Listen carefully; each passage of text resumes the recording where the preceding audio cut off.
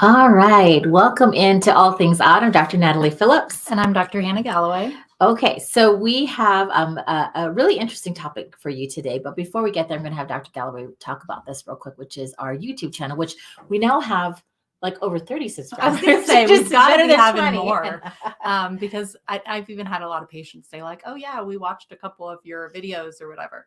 So if you go to YouTube, this is what it looks like. These are kind of the thumbnail images. They're kind of categorized differently on YouTube. So there's different playlists. But it's a nice way to send them to somebody. And if you're not already a subscriber, you can go on there and subscribe. And then you can look at these videos in kind of a different format. So yeah, and you can kind of send it to people too, like Dr. Galloway said. So super exciting because we are slowly getting our following back on YouTube. So last week we weren't here because I was in Seattle at our national conference, our American Academy of Audiology conference. Got to learn a few things. You saw a few posts while Dr. Galloway kind of held down the fort. And then Dr. Galloway came up with a really cool idea for today's show, which I've never heard before. So we wanted to kind of introduce this to people to see if you've heard about it. But we're going to talk about a term called synesthesia. So first of all, I asked Dr. Galloway, like, what do you want to talk about today? And she came up with this. And I'm like, where'd you get this from? So talk to us a little bit more about where you got this idea from. So I first heard of it in grad school because there are patients with hearing loss and without hearing loss that experience, this sort of phenomena, and people will ask about it. But most recently, I had a patient who has a cochlear implant on one side, a hearing aid on the other, and he got his cochlear implant when he was 6. So he's had a significant amount of hearing loss on both sides for his entire life. And he described it to me that we were actually talking about the dementia studies that say that, untreated hearing loss can lead to dementia. And his question was, well, what about me? And I said, you're different because it's not untreated hearing loss. Your hearing loss has been treated since you were born, but you were actually born with a decreased sense of hearing.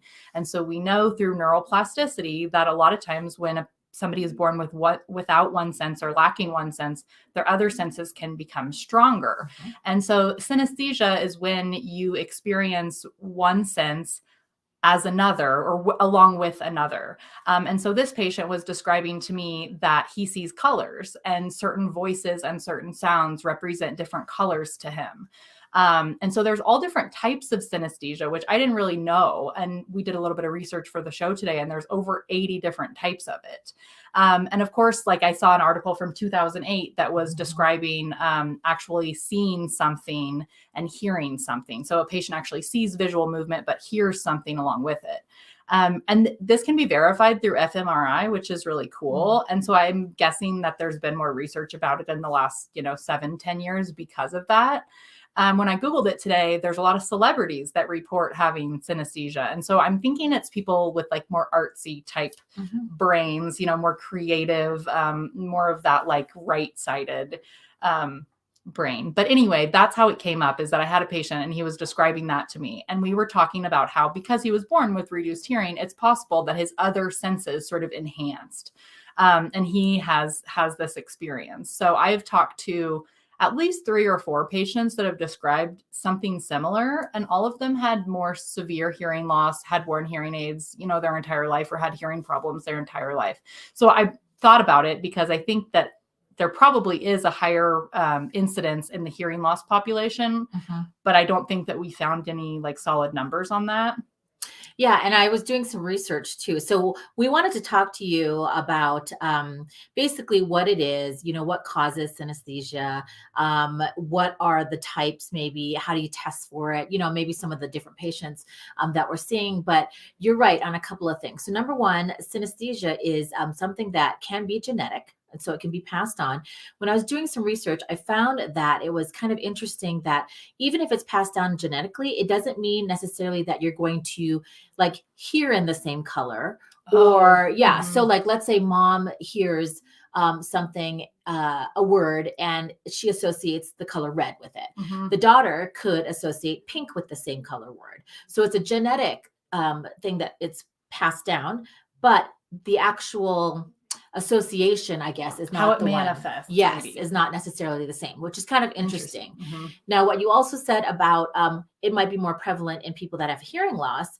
It is true. So other ways besides genetic that it can that people start to know if they've got this synesthesia is either also hallucinogenic drugs can also make you more aware of this. But what was interesting is even if you were put in like sensory deprivation, right, where you're going to be heightened in certain senses. And so that's when people were starting to notice as well that they were what they call synesthetes. And so just a little bit of background, synesthesia is from a Greek word that translates into perceiving together. So what Dr. Galloway was saying is correct, that maybe when one sense is activated, then another one is activated at the same time. Like for us, I'm not a synesthete. So if I smell something, I just smell it. I don't smell it in color, or whatever it is. But that's what they would experience is when one sense is activated, another sense is activated at the same time. And this has gone back many, many years to 19th century when it was first talked about by a scientist, and his name was Francis Galton. So we've got a couple of notes because there's this is super interesting, but there's not a lot of stuff that we can memorize and kind of share with you. And so definitely made some notes and we're going to share with you. If you've got any questions, it looks like we do have some comments here. I just want to make sure. It's our good friend, Dr. Doug Beck here. So he's just saying, hello, it's good to see you. I just wanted to make sure if you have any comments or you have any questions along the way, we'll try to answer it as best you can. Again, we kind of did some research to talk about this because we thought it was kind of really interesting. It's definitely, I want to talk about what it is and what it's not as well. So it's definitely a neurological condition. And it is not, though. Well, basically, it's a neurological condition that we talked about. When one sense is activated, another one is activated at the same time simultaneously. What it is not is it's not a mental illness or disorder. I want to make sure that people understand that as well. Just because it's different, it's the way the brain is working that's different, that gives these people, which they are called synesthetes. And so I'm going to put this up too because I want you. So it's like an athlete, right, with the ETE, but it's with synesthesia. And so I wanted to kind of put that up, like what are they, or what are they? Who are they basically? And they're called synesthetes. And basically, what it's not is making you guys aware that it's not a mental illness or a disorder as well, but it's just a way of these people and their brain how they're experiencing the world, and it's just different. So some of the types of things that we've talked about, like hearing color, what we thought was kind of interesting, some of the different types, like you can think in vivid images, like a memory, like you think about your last Thanksgiving or a family meal together, and you're like, think of the memories, and you're probably imagining images, right, of people or images of food. Well, a synesthete can probably remember the way things smelled on that day, in addition to the actual like images of whoever was there, like family members or whatever. So that's kind of how they experience their sensory organization. They smell the holidays, basically. Some studies, like Dr. Galloway was saying, maybe people with hearing loss might notice that they have more synesthesia, which we thought was kind of interesting because if you think of sensory deprivation, maybe our people, like you said, with more of a severe to profound hearing loss might notice this as well. Most of the times it's noticed when, you're born with it basically, right? If it's genetics. And so you don't really know the difference. It's almost like color blindness. Like you don't really know the difference because that's all you know. Right. So definitely, maybe a hearing loss can make you a little more aware of your senses.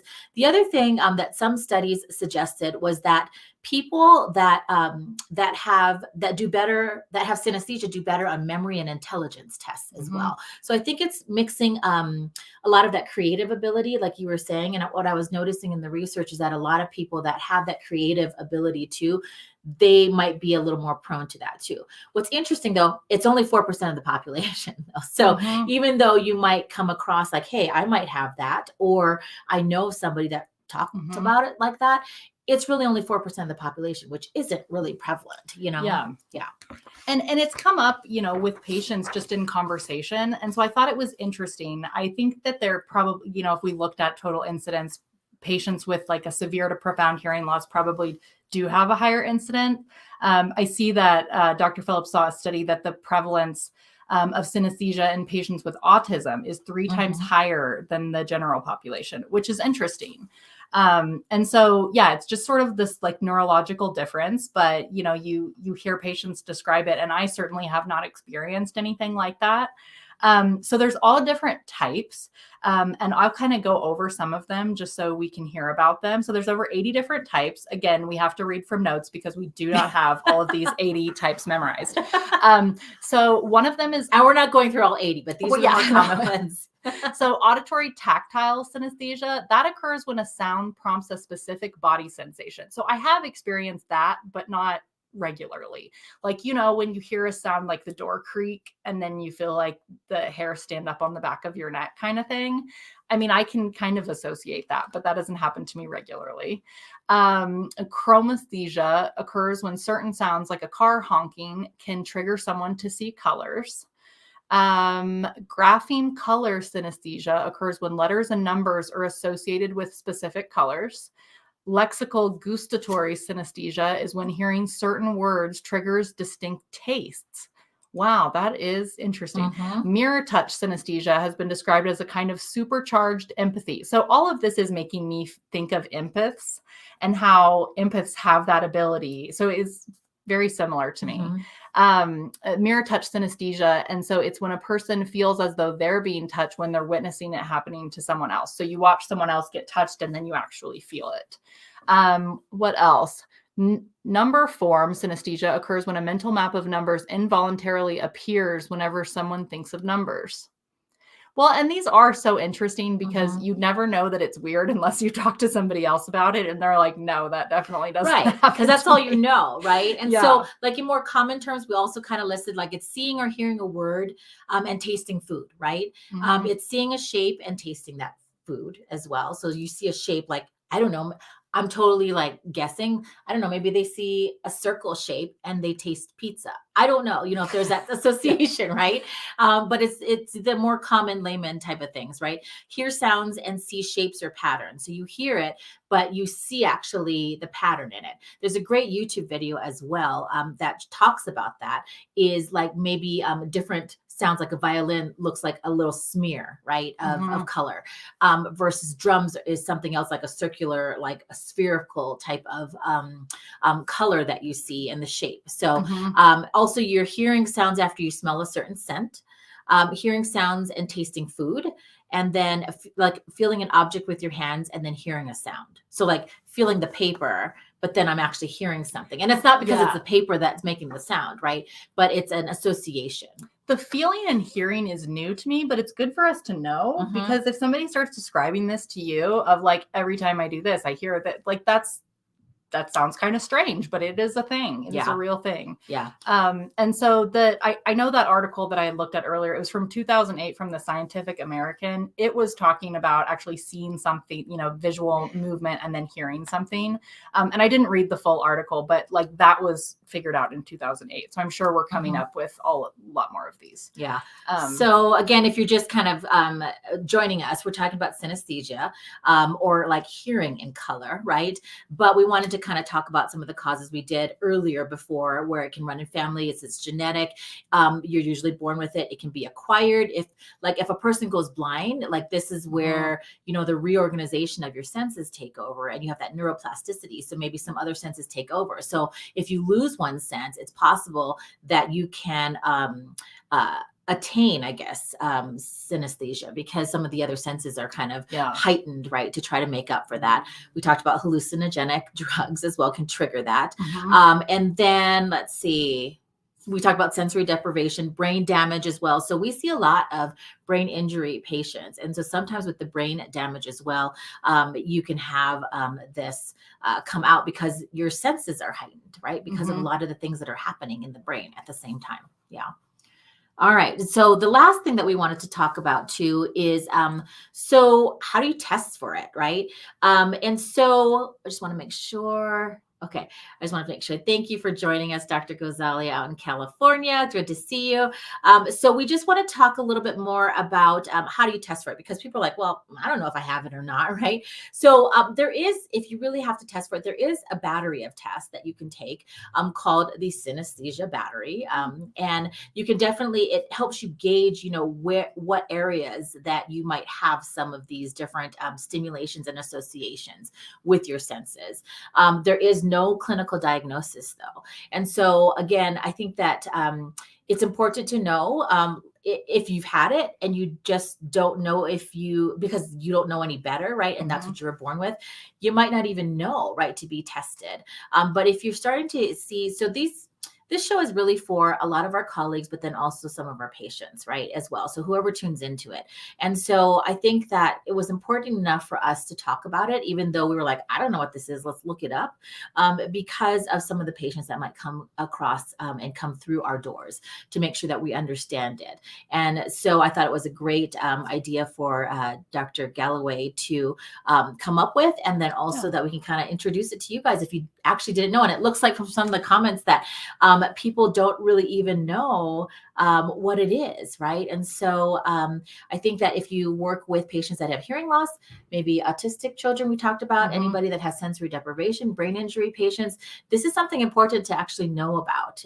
So that way you can be a little more compassionate as a provider and just as a human being, really. And to validate somebody's experience, because like when we were talking about them and about how people don't want to tell you that they hear their eyeballs move, because that's a weird thing to tell somebody, it's kind of the same thing with this.